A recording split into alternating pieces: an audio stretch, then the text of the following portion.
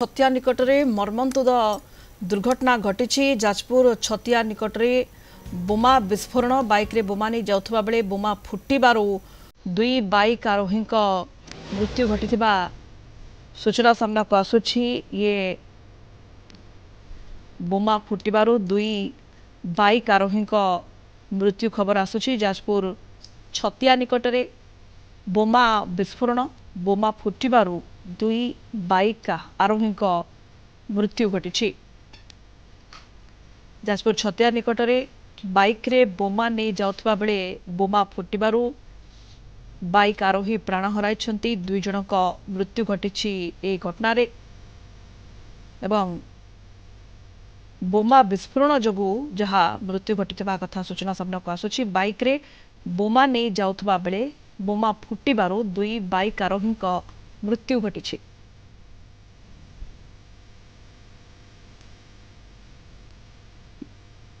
जाजपुर छतिया निकट में बोमा विस्फोरण बाइक रे बोमा नहीं जाउथबा बेले बोमा फुटिथिबा सूचना। दुई बाइक आरोही मृत्यु घटी। जाजपुर छतिया निकट में घटी एभली दुर्घटना।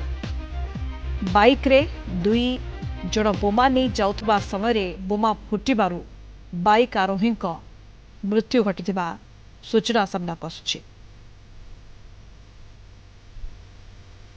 एभली दुर्घटना घटी जाजपुर छतिया निकट में बाइक रे बोमा नहीं दुई जन जाउथिले एवं ए समय छतिया निकट में बोमा फुटिबारु दुई बाइक आरोही मृत्यु घटिथिबा सूचना मिली।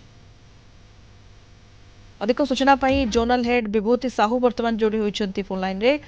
विभूति ये घटना सामना को आसी जाजपुर छतिया निकट में बोमा नहीं बाइक रे जाउथबा बेले बोमा विस्फोरण घटी दुई जनक मृत्यु घटी। विभूति देखो ये गोटे दुखद घटना एवं जहा स्थानीय बासिंदा पाखु जहाँ जना पड़ुची जे ए छतिया निकट जो मर्मतुद दुर्घटना 16 नंबर जातीय राजपथ उपरे हेची।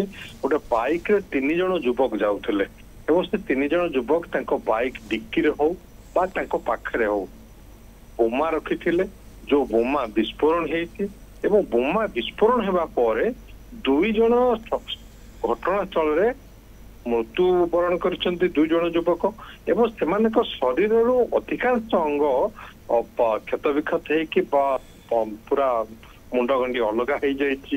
एभली भयंकर दृश्य जहाँकि देखा संभव नुह एवं अधा मृतदेह वर्तमान जातीय राजपथ उपरे पड़ी जड़े गुरुतर अवस्था अच्छा जी गुरुतर अवस्था अच्छा बर्चना पुलिस हॉस्पिटल को पठाई।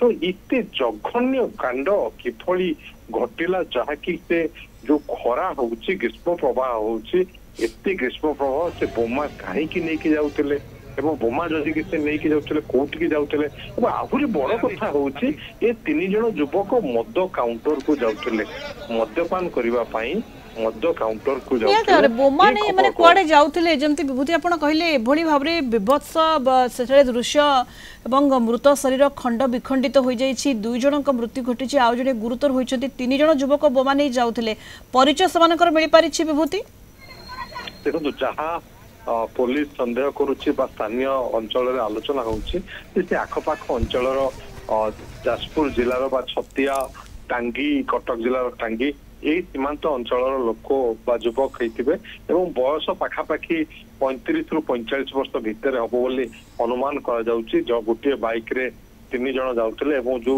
दृश्य को जदि आप देखिए अति भयंकर दृश्य खंड विखंडित होकर मृतदेह पड़ी एवं से दृश्य देखा संभव नुह।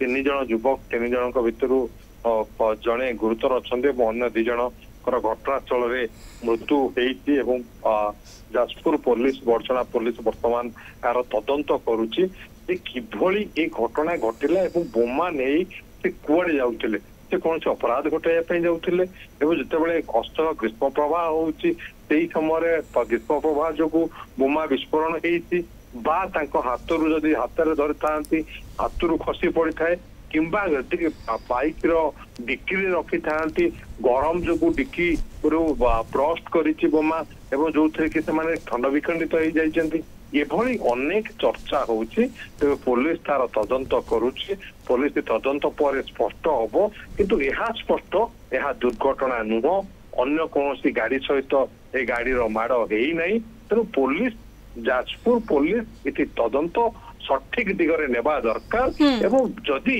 बीच बाजार रे बोमा धरी युवक माने बुलुचंती ताले एटा पुलिस रो पारिया पणिया मध्ये जणा पडुची जे पुलिस केते पारुची बा अपराधी मानकु दमन करिबारे जाजपुर पुलिस केते सफल होईची निहत भाव में जमी आप विभूति कहले जे 3 जन युवक बोमा नहीं कुआड़े जाउथले कोनोसी अपराध घटाइबाकू जाउथले कि बा कोनोसी आपराधिक कार्यकलाप संपृक्ति रही कि जेतु अन्य कोनोसी गाड़ी सहित धक्का होई नाही बोमा फुटिला एवं जहा फल एभली प्रकार दुर्घटना घटी तेणु किभली भाव में बोमा विस्फोरण होला एमानक परिचय कहीं एमाने बोमा नहीं जाउथले किभली भाव में जाउथले केमिति विस्फोरण आला सब बाबद रे पुलिस वर्तमान छानबीन आरंभ करिछि जणे गुरुतर होइचंती 2 बाइक आरोही मृत्यु घटी एवं मृत शरीर खंड विखंडित हो जाइछि जाकु कि स्पष्ट भाव में टीवी परदारे देखाइबा मध्य असंभव जमती विभूति साहू आम जोनल हेड विस्तृत भाव सूचना दौले संपर्क में।